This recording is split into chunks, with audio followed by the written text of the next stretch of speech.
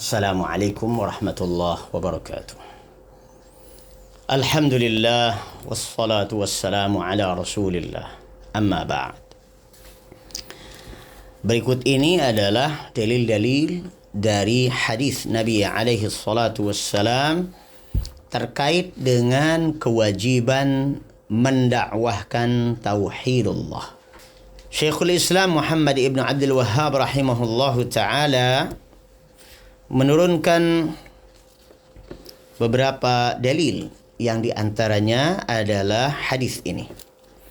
Wa 'an Ibnu Abbas radhiyallahu anhuma anna bahwa Rasulullah sallallahu alaihi wasallam lamma ketika ba'atha mengutus Mu'adz ibnu Jabal radhiyallahu anhu ilal Yaman, ke negeri Yaman.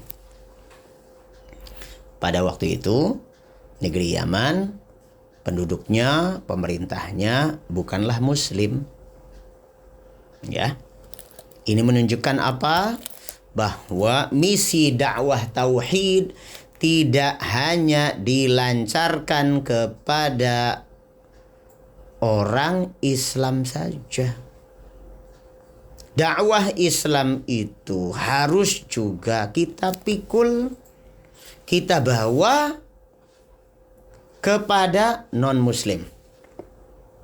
Kita, orang-orang Islam, harus meyakini bahwasanya kewajiban dakwah ini bukan terbatas untuk orang-orang yang sudah Islam saja.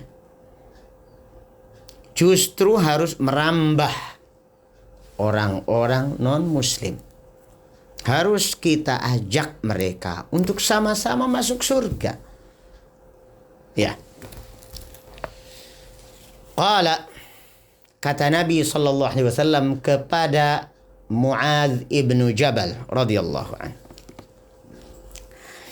Innaka ta'ti qauman min ahlil kitab. Sesungguhnya engkau wahai Mu'adz memimpin pasukan ini. Misinya apa? Kamu mendatangi suatu kaum, mereka termasuk ahlul kitab. Ahlul kitab itu siapa? Yahudi dan Nasrani. Yang ada di Yaman dominasinya adalah orang-orang Nasrani. Bolehkah kita mendakwahi orang Nasrani? Boleh. Tidak berdosa. Ya. Selanjutnya, fokusnya berikutnya adalah materinya apa? Targetnya apa? Falyakun awwala ma tad'uuhum ilaih. Hendaknya hal pertama yang menjadi targetmu dalam berdakwah adalah syahadatu alla ilaha illallah. Agar mereka bersyahadat la ilaha illallah. Agar mereka bertauhid. Maka target utama dalam pendidikan, pengajaran, dakwah adalah mengajak orang agar bertauhid. Lembaga pendidikan Islam mestinya merepresentasikan ini. Menjadikan kaum terpelajar, kaum pembelajar, para pelajar menjadi orang-orang yang bertauhid kepada Allah Azza wa Jalla. Itu target utama. Sebelum itu, nanti dulu yang lainnya. Target utamanya adalah ini. Wa fi riwayatin ila an yuwahhidullah.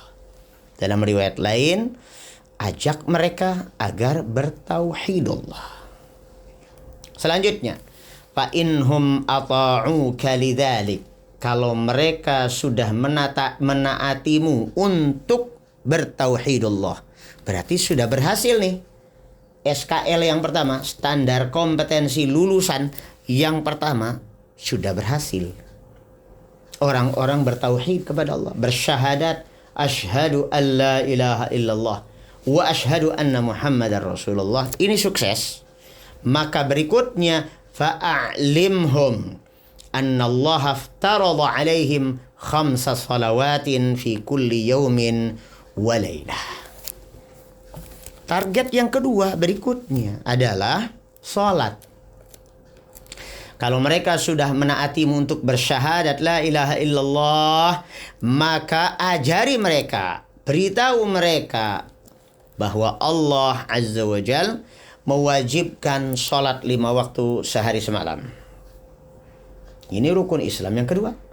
Rukun Islam yang pertama tadi syahadat. Rukun Islam yang kedua sholat.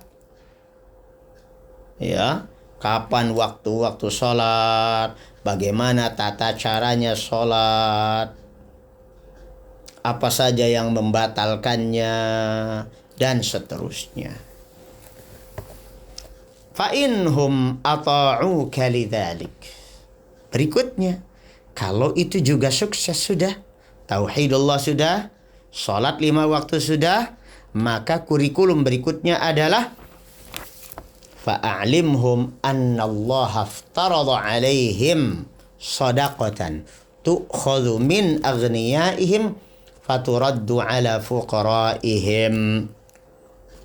Target yang ketiga adalah zakat. Kalau sholat sudah, berikutnya adalah zakat. Ajari mereka bahwa Allah Azza wa Jal mewajibkan untuk mengeluarkan zakat, mengeluarkan sedekah.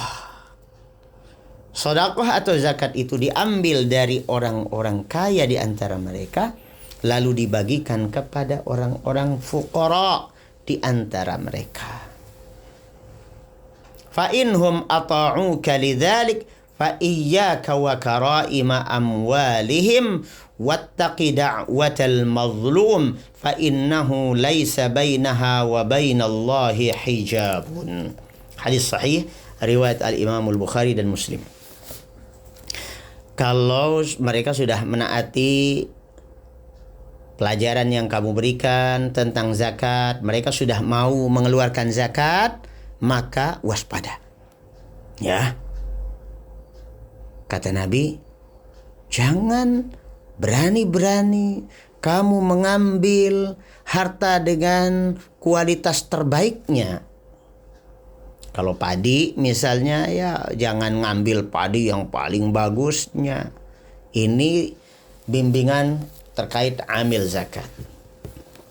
Para amil zakat boleh menjemput zakat, mengambil zakat, memonitor zakat, tapi jangan mengambil kualitas terbaik dari harta orang tersebut.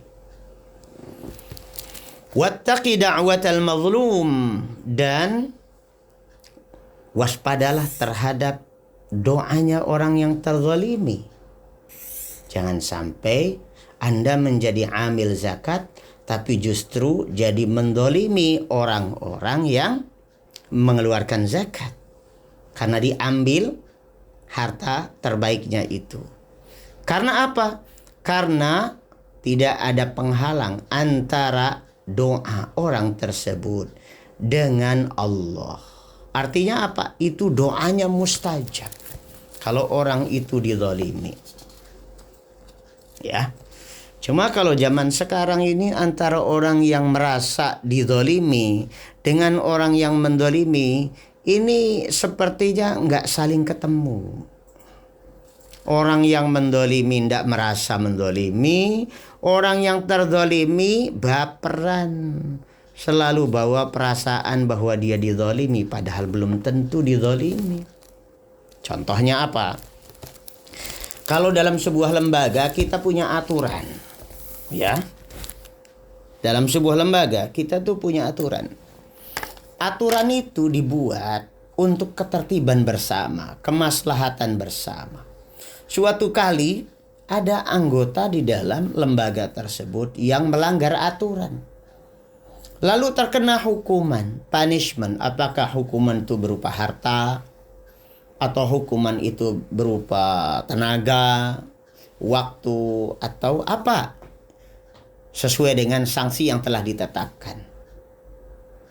Maka ini bukan kezaliman. Waduh, saya merasa dizalimi. Merasa dizalimi itu belum tentu Anda terzalimi. Bisa jadi Anda yang menzalimi sistem. Anda yang menzalimi lembaga tersebut. Ya. Nah, di beberapa pesantren ada keluhan bahwa anaknya dihukum, kemudian protes, atau anaknya didenda karena suatu perbuatan pelanggaran, kemudian tidak terima. Apakah ini artinya dia dizalimi? Belum tentu. Kan ini sebuah kesepakatan. Orang-orang tua santri itu memesantrenkan putra-putrinya ke dalam sebuah pesantren. Dari awal komitmennya adalah anak itu diserahkan pendidikannya. Maka gurunya memiliki hak untuk mendidiknya dan membuat aturan agar berhasil. Lalu kalau orang tuanya tidak terima dengan suatu perlakuan, ya, maka ini tidak disebut kezaliman. Kalau memang tidak cocok dengan aturan itu, ya dari awal tidak usah masuk ke dalam lembaga tersebut. Mudah. Maka dari itu perlu kita mengenal dulu sistem sebuah lembaga. Jangan sampai kita sudah mendaftarkan diri, mengikatkan diri ke dalam lembaga tersebut, tapi kita menyelisihi komitmen. Justru yang menyelisihi komitmen itulah yang perlu dipertanyakan keislamannya. Tuh, kok sampai ke situ? Betul. Karena Nabi alaihi salatu wassalam bersabda, al-muslimuna ala syurutihim. Orang-orang Islam itu adalah orang-orang yang komit pada perjanjian antar mereka. Ya, baik. Ini adalah hadis yang disampaikan oleh Nabi SAW kepada Muadz ibnu Jabal radhiyallahu an. Intinya terkait dengan bab ini bahwa yang pertama kali ditargetkan adalah tauhidullah. Dakwahkan tauhid. Baik, ikhwas sekalian, kita dapatkan intisarinya sudah. Kedepan kita akan bahas juga sebuah hadis Nabi SAW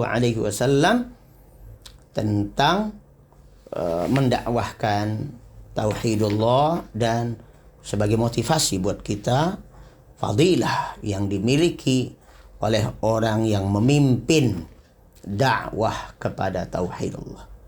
Assalamualaikum warahmatullahi wabarakatuh.